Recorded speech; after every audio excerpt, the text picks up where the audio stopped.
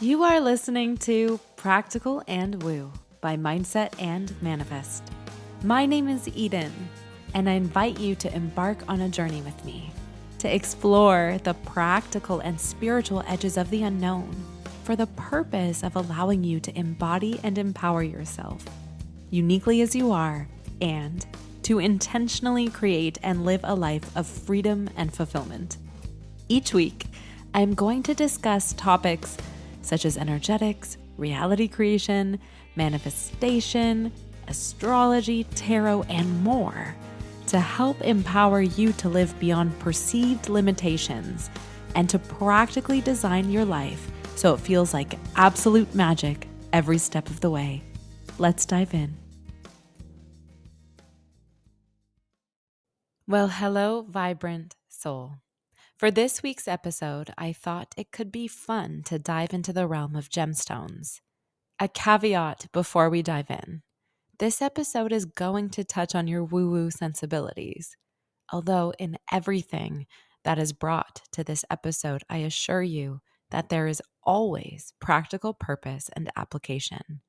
So, if you've ever wondered about the mysticism and musings behind the colorful rocks we love to love, then here is our first glimpse here on Practical and Woo.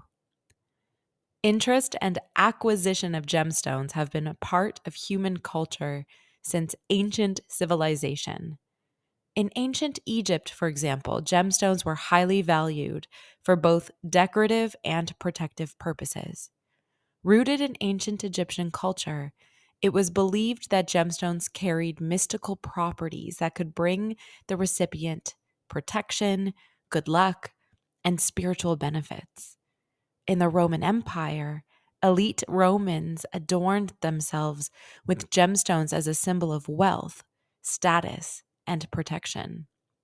They too believed in the healing properties of colorful gems as well.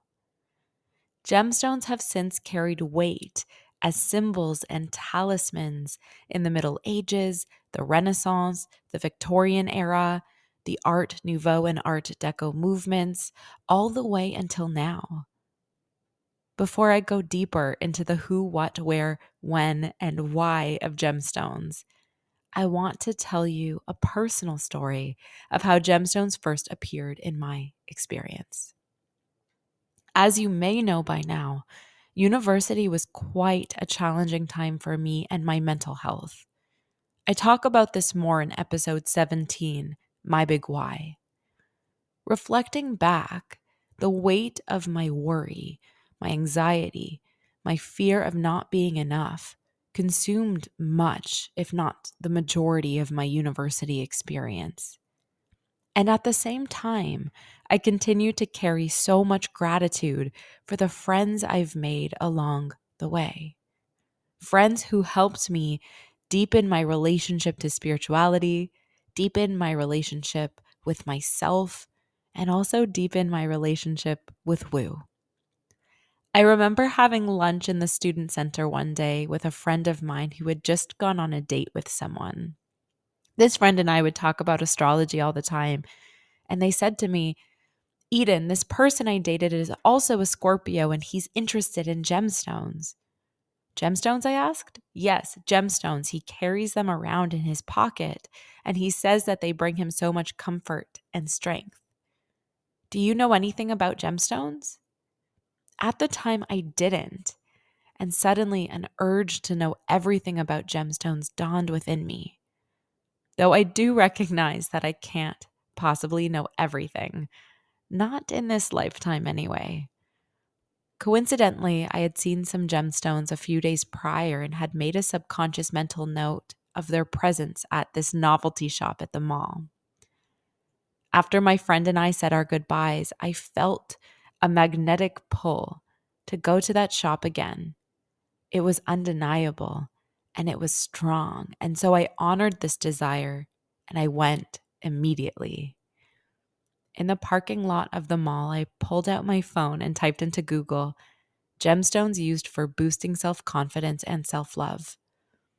A stream of blue links appeared on my screen, my starting point for my gemstone journey. That day, I walked out of the store with my very own rose quartz crystal. An excitement enlivened my step, and I went home to learn everything and anything I could about gemstones. Now, I'll be honest with you. I am omitting a few mystical coincidences and details about that first experience that I will share with you at some other time. It is my intention for this episode to invite you to become acquainted with your own gemstones and or deepen the relationship you might already have. So what's the big deal, you might be wondering? Why are gemstones anything more than simply pretty pieces of the earth you might choose to wear, keep, or display? Candidly, Western science has not caught up with the spiritual musings of this topic, though I will endeavor to explain it to you in the way I've come to understand and experience it. The starting point of this explanation lies with the understanding of the Earth's tides. High and low tides are the result of the gravitational pull of the moon on the Earth's water. A direct result of this attraction between the moon and the water. In seeing and understanding the impact a celestial body has on the Earth's water, the next place I'd like to draw your attention is to the fact that the human body is made up of about 60 to 75% water.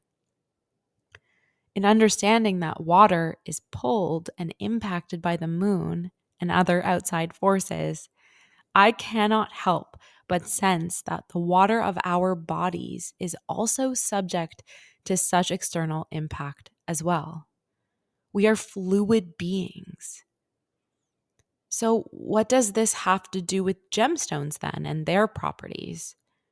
A gemstone is a fixed substance, typically with a stable and well-defined chemical composition.